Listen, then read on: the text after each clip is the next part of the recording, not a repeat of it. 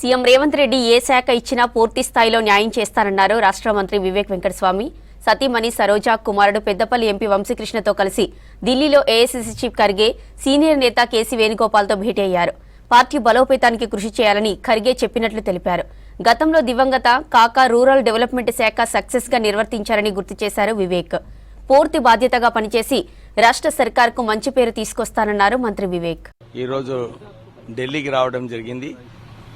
ప్రత్యేకంగా మల్లికార్జున్ ఖర్గే గారికి కృతజ్ఞతలు చెప్పి, మళ్ళీ కేసీ వేణుగోపాల్ గారికి కృతజ్ఞతలు చెప్పి వారికి ప్రత్యేకంగా ఇదే చెప్పడం జరిగింది.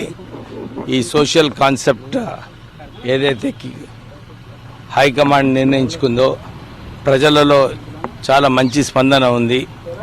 ప్రజలందరూ కూడా రాహుల్ గాంధీ గారు ఏదైతే సోషల్ కాన్సెప్ట్ ఇంప్లిమెంట్ చేయాలని చెప్పి అనుకున్నారో పాజిటివ్గా ఉంది ప్రజలలో అని చెప్పి వారికి ఫీడ్బ్యాక్ ఇవ్వడం జరిగింది. వాళ్ళందరూ కూడా ఇదే అన్నారు. ఇంకా 3 పోస్టు క్యాబినెట్ పోస్ట్ ఇంకా వేకెంట్ ఉన్నాయి.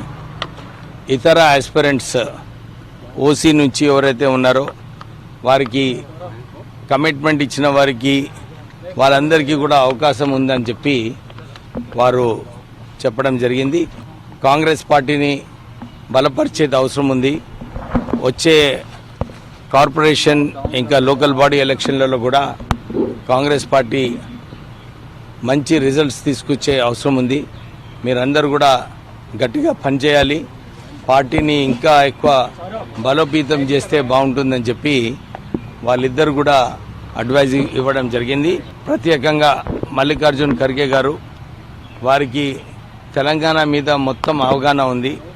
ఏ కోణంలో పార్టీ ఇంకెక్కువ పనిచేయాలి, మనకు ఏ పార్టీని ఏదైతే వచ్చే ఎలక్షన్లలో ఎట్లా గెలవాలని చెప్పి మీరందరూ కూడా పనిచేయాలని చెప్పి వారు ఆదేశాలు ఇవ్వడం జరిగింది. వారు ఏ శాఖ ఇస్తారు ఏంటి చేసేది ముఖ్యమంత్రి గారు. సో వారు ఏది నిర్ణయించుకుంటే అది చేయవచ్చు. ఎందుకంటే మా నాన్నగారు కాకా వెంకటస్వామి గారు యూనియన్ మినిస్టర్ ఉన్నప్పుడు అప్పుడు ఆ రోజులలో వారికి రూరల్ డెవలప్మెంట్ ఇవ్వడం జరిగింది. అందరు అనుకున్నారు, అరే రూరల్ డెవలప్మెంట్ చిన్న పోర్ట్ఫోలియో 5,000 కోట్ల బడ్జెట్ ఏముంటుంది దీంట్లో అని చెప్పి ఆ రోజులలో మాట్లాడుకోవడం జరిగింది. కానీ కాకా వెంకటస్వామి గారు రూరల్ డెవలప్మెంట్ బడ్జెట్నే 5,000 కోట్ల నుంచి 25,000 కోట్ల రూపాయలు ఆ రోజులలో బడ్జెట్ తేవడంలో సక్సెస్ఫుల్ అయినారు. సో అవకాశం వచ్చినప్పుడు ఏం పని చేస్తారు, ఏది ఇంపార్టెంట్. నేను కూడా ఎంపీగా ఉన్నప్పుడు చాలా మంది అనుకున్నారు తెలంగాణ ఉద్యమం నడుస్తుంది, అభివృద్ధి కార్యక్రమాలు చేస్తానంటే అప్పుడు రామగుండం ఫర్టిలైజర్ ఫ్యాక్టరీ రీఓపెనింగ్ అప్పుడు మన్మోహన్ సింగ్ గారితో మాట్లాడి 10,000 కోట్ల రూపాయలు రుణమాఫీ చేయించి రామగుండం ఫర్టిలైజర్ ఫ్యాక్టరీని రీఓపెన్ చేయించడం జరిగింది. ఈరోజు అక్కడ 5,000 ఉద్యోగాలు ఉన్నాయి.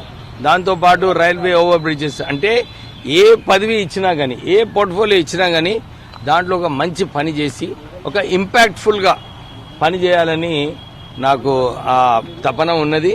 డెఫినెట్లీ పోర్ట్ఫోలియో ఏది ఇచ్చినా కానీ మంచిగా పనిచేసి ప్రభుత్వానికి మంచి పేరు తెచ్చేలాగా పనిచేస్తాను.